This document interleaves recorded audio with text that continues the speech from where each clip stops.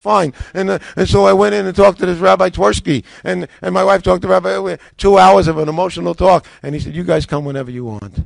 And we went home.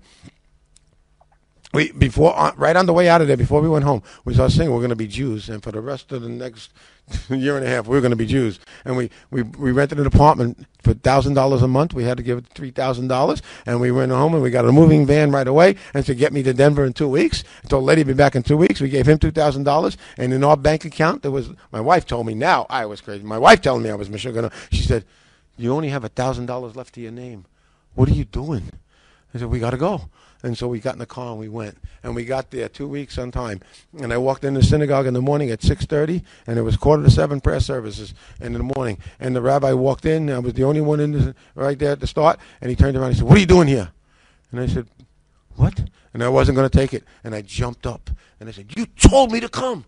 And he said, "Yeah, I tell a lot of people to come, but they never show up." He said, "Calm down." And we start here in the beginning of the service, and we go. And I went to Shachris, and I went to afternoon prayer and night prayer. Every day, me and my wife, we didn't miss a service. We didn't miss a Shabbos service or a Yontiv. And we went to classes. He set classes up with me and him and other rabbis and the community members, one-on-one, women's groups, men's groups. And we learned day. As much as we wanted to learn, we could learn. And they were teaching us all the basic laws. And then one day my wife comes and said, "We need some money." And I said, "I'm an engineer, but I put in my applications. Nobody's calling me." And she said, "We need some money to eat." And I said, "Okay." So I went and I found a job for UPS. And I was loading UPS trucks from midnight to 6 in the morning, $10 an hour, so I can learn all day and never miss a service. And it worked for a while until my wife said, "That's not enough to pay the rent." So I said, "I don't know. I can build buildings, build bridges, highways, anything." I said, "Okay, I'll paint." And so I started ads in the new community. I started painting houses. I painted from 8 to 4. Then I went home and I made the services.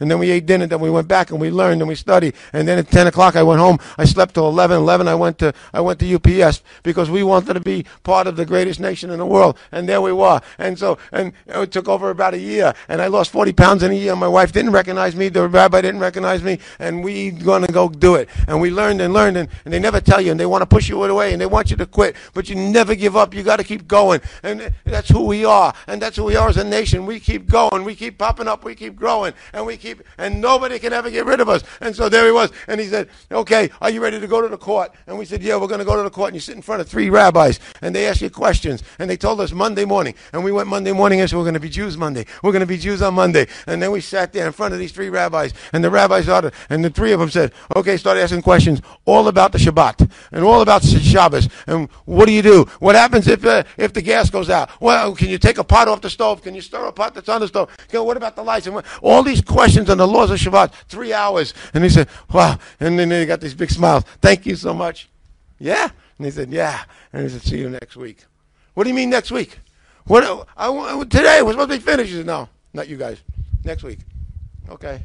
Came back next week and all the laws of koshering, 3 hours. And next week. And not next week wasn't always next week because 3 rabbis can't agree on meeting all the time. And they're always going out of town, here, out of there. Over 3.5 months, we went 6 times, 18 hours in front of these guys. Questions on basic Judaism and family purity. And finally, after the 6th time, they said, "Okay, you can go to the mikveh tomorrow. You can go become Jews tomorrow." And we didn't sleep all night. "We're going to be Jews. We're going to be Jews." And we got there. In the morning, we beat the rabbis to the mikveh. And she was on the women's side, I was on the men's side. And I'm taking off my clothes. And I want to go in the water. And they said, Wait a minute, we got some questions. "Questions? You asked me enough. I want to go in the water." And they said, "Don't you want a cheeseburger?" "No, I don't want a cheeseburger. I want to go in the water." And then he said, "Wait, Mr. Big Pastor, you go in the water, you're only going to come out a simple pashut yid, a simple yid. No more big pastor." "I don't care. I'd rather be a simple yid, a simple Jew than anything else in the world. Let me in the water." And they said, "One more question. Well, don't you want to be a Noahide? Why do you want to take 613 commandments? Just do 7. I told you last year. Why do you bother me now? I want to go in." So I go in the water. I'm standing there. And they say, "We'll be right back." And they go on the other side. And they talk to my wife. And they come back. And they say, "Oh, Mr. Pastor, I have to tell you something. If you go in the water, you come out Jewish." "Yeah, good." And they said, "But we don't know what's happening over there. And if your wife goes in the water, it doesn't go in the water, she's not Jewish. And then you're not married to each other. And you can't marry her." I said, "I don't care. That's our problem. I'm going in the water." And then they said the same thing to my wife. And she said, "We did this together." And they said the same thing. She said, "I don't care. That's his problem." But they did come back with one. They almost got me. And they said, "You go in the water. You're Jewish. She goes in and out of the water. She's Jewish. You're not legally married to each other anymore, halakhically, and you're not married to each other. And you don't have to marry each other. And my wife liked that part. And I paid for that part because we had like 3 months of separation. We made it 6, but because we wanted to go to Yerushalayim to get married. But 3 months of separation, you know. And she said, you want to marry me? Yeah. You have flowers tonight? Well, we're going to go out to dinner tomorrow night? You know, I need to do a piece of jewelry? Oh, man. Yeah. But we did get married, and here we are. But when we got dressed, we went over to the table, and the rabbis were standing there. And they ask you your name, what name you pick, and I pick my name. And sometimes they want to change your name. Sometimes they want to question why you picked that name. And I said, okay.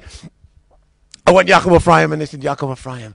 And they said, okay, and Sarah Devor. And then they picked me up, and they start twirling me around, dancing, Siman Tov, and Mazel Tov, and Siman Tov. And then they said, Yaakov Ephraim, do you know that you were at Mount Sinai over 3,000 years ago? Do you know that you were always Jewish? Do you know you heard the Ten Commandments with all the other Jewish people, you and your wife, Sarah Devor, Mazel Tov, and Siman Tov? And I said, Rabbi, what are you doing? What are you, crazy? I said, you put me through a year and a half of torture, and now you tell me I'm always Jewish? And they said, no, we just found out when you finished coming out of the mikveh. And that started the greatest life of being Jewish, of being part of the Jewish nation, of being part of the most special people on the face of the earth, of people that have a mission on this world to make this place a dwelling place for Hashem, to change the world, to change your brothers and sisters, to keep Torah, to do mitzvahs, to connect to Hashem, and be good to each other. The Rebbe said, do one mitzvah, one. I'm not asking it. I fell in a mikvah, come out with a big white beard. No, you don't have to do it all. Just do one. If you keep Shabbos once a month, keep it twice a month. If you give 5 cents to the doctor, give $500. I don't know, $1.